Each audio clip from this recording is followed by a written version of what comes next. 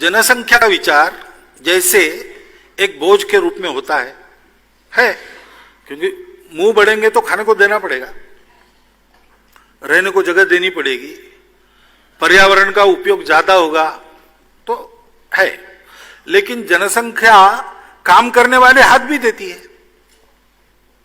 अभी भारत तरुणों का देश है, 56% शायद तरुण है, और हमको बड़ा गर्व है, दुनिया में सर्वाधिक तरुण देश भारत है। 30 साल के बाद यही तरुण बूढ़े हो जाएंगे, तब इनसे ज्यादा तरुणों की संख्या नहीं होगी तो भारत बूढ़ों का देश हो जाएगा, जैसे आज चीन का हुआ है। इसलिए जनसंख्या का विचार दोनों दृष्टि से करना चाहिए, और तात्कालिक नहीं, एक 50 साल का प्रोजेक्शन मन में लाकर ये सोचना चाहिए कि तब कितने लोगों को खिलाने की हमारी क्षमता होगी, रोटी, कपड़ा, मकान, स्वास्थ्य, शिक्षा, अतिथि सत्कार, ये जो गृहस्थ की आवश्यकताएं 6 रहती है, उसको देने की क्षमता हमारी क्या होगी। उस समय का भार अपना पर्यावरण कितना वहन कर सकेगा, कितनी उसकी क्षमता हम बढ़ा सकते हैं। उस समय ये सारा करने के लिए काम करने वाले हाथ हमको कितने चाहिए।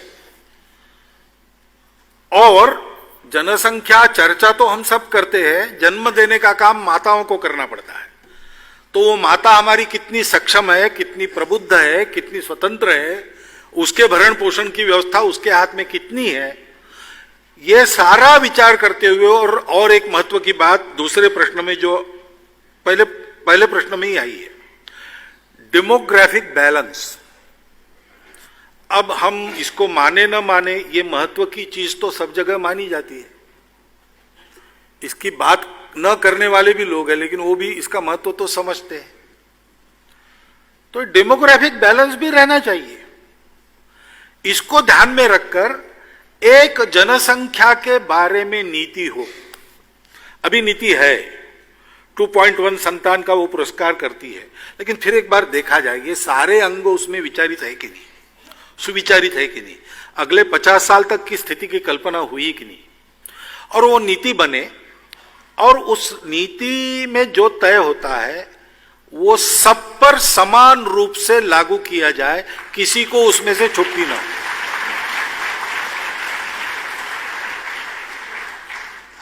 जहां समस्या है वहां पहले उपाय हो, यानी जहां बच्चों को पालन करने की क्षमता नहीं है लेकिन बहुत बच्चे हो रहे हैं, उनकी परवरिश ठीक नहीं होगी तो अच्छे नागरिक नहीं मिलेंगे, वहां पहले उपाय हो। जहां ऐसा नहीं है वहां लागू तो करना है सब पर, उन पर भी, लेकिन थोड़ा बाद में किया तो भी चलेगा। लेकिन ये कानून बनाकर लागू करने से स्वीकार करेंगे लोग, ऐसा नहीं है। मैं स्वयं 1 साल सरकारी नौकरी में था और फैमिली प्लानिंग कैंपेन का वो पीक था, तो हम सब किसी भी डिपार्टमेंट को हमको ये काम करना पड़ता था। तब गांव-गांव में जाकर मैंने इसके लिए प्रचार किया है और देहातियों के प्रश्न सब सुने हैं। मन बनाना पड़ेगा, सबका मन बनाना पड़ेगा, धैर्य से सोचना, ठीक से सोचना, पूरा सोचना, सोचकर तय करना, जो तय किया है उसके बारे में जनता का मन बनाना और इसको समान रूप से सब पर लागू करना, ये होना चाहिए। उसके उपकारी होंगे, फायदे ही होंगे। और इसमें और एक बात ध्यान में रखनी चाहिए कि जन्म दर की एक बात है। अब हिंदुओं का जन्म दर घट रहा है या बढ़ रहा है, जो भी आप कहेंगे, इसके लिए नीति जिम्मेवार केवल नहीं रहती है, तो सोच भी रहती है। उचित सोच क्या हो परिवार में संतान, क्योंकि संतान कितनी ये केवल देश का प्रश्न नहीं, एक एक परिवार का भी प्रश्न है। तो उसका संतुलित विचार कैसे करना, इसका भी प्रशिक्षण समाज को मिलना चाहिए।